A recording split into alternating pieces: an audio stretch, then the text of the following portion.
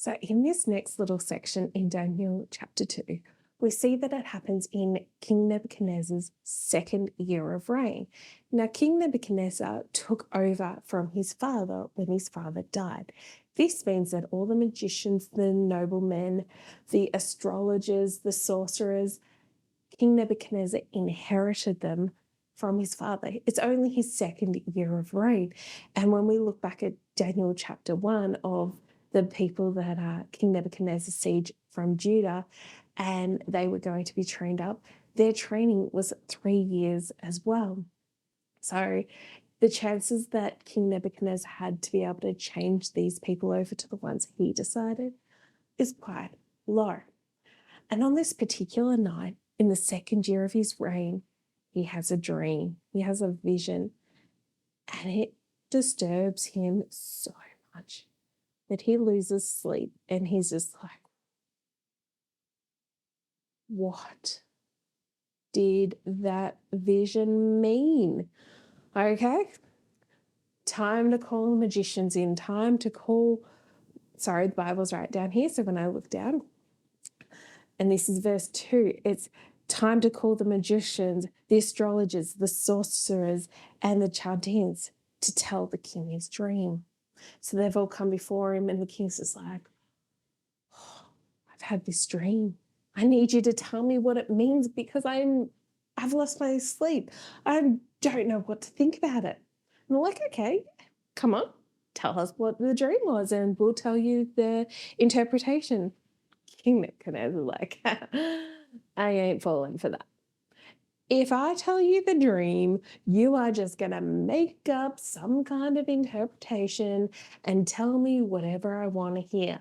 I don't want to hear whatever I want to hear. I want to hear what this vision was, and I want to hear what it really means. They're like, yeah, we'll tell you what it really means. Just tell us what the vision is. It's like, no. You see, I've forgotten what it was, but if you tell me what it was, I'll know that's what it was. I don't think Nebuchadnezzar had really forgotten. I think he was testing. The magicians, the sorcerers are like, how can we tell you what your vision was? That's something that's not possible for men. Only the gods could know possibly what your vision was, and the gods don't dwell with mere mortals. So you're going to have to tell us what your vision was for us to be able to give you the interpretation. Nebuchadnezzar's like, no. And if you guys can't all do it, off with all your heads. So now the King's Guard, let's turn over. This is up to verse 13. So with the decree went out, and they began killing the wise men, and they sought Daniel and his companion to kill them.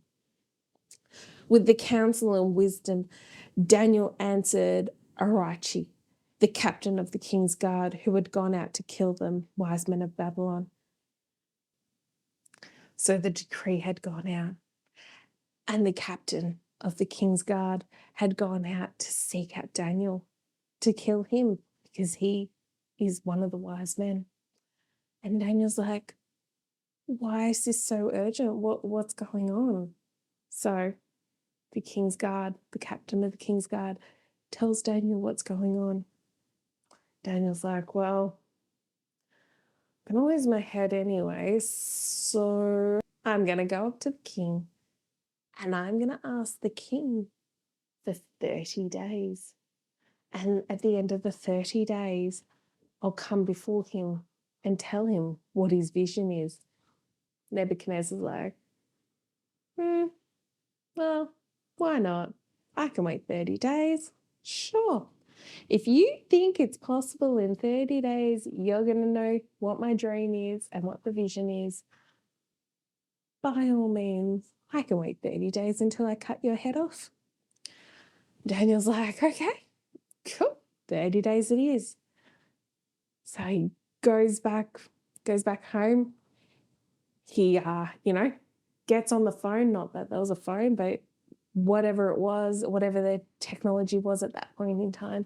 He goes up to Hananiah, Mishael, and Azariah, his companions, and he says, hey guys, time for a prayer meeting, because God either has to tell us what the king's vision was, or we're all about to die. Pretty simple. And Daniel's just like, yeah, these magicians, they got one thing right, that, it's not possible for mere mortals, mere humans, to know what the king's vision is. But hey, we know the God who created the whole world. We know the God who gave him the vision. So let's have a bit of a prayer meeting. Let's pray. Let's seek God, and let's see if God's going to tell us what the vision is. How cool is it? Daniel's response. Daniel's like, okay, I'm going to lose my head anyway of what's going on. So let's buy some time and let's trust God. Even though the king's guard, even though the king has already decreed to kill him, he's just like, let's see if that's what God has said. Let's see if that's what's going to happen. The king wants an answer to these visions, and I know the God who can give the answer to these visions and can also give the interpretation. What an amazing response Daniel had. In the face of trouble, he fell on his knees and prayed. In the face of trouble, he negotiated some time. Instead of it being today, he negotiated 30 days to see if he could find out what the vision was. And the reality is, when Daniel did this, he was a young man, possibly only a teenager, and yet he was following after God. He served God to the point that he had enough wisdom to go, in the face of trouble, we're going to fall on our knees and we are going to pray. We're going to ask God, because God is able to do abundantly above all that we could ask or think.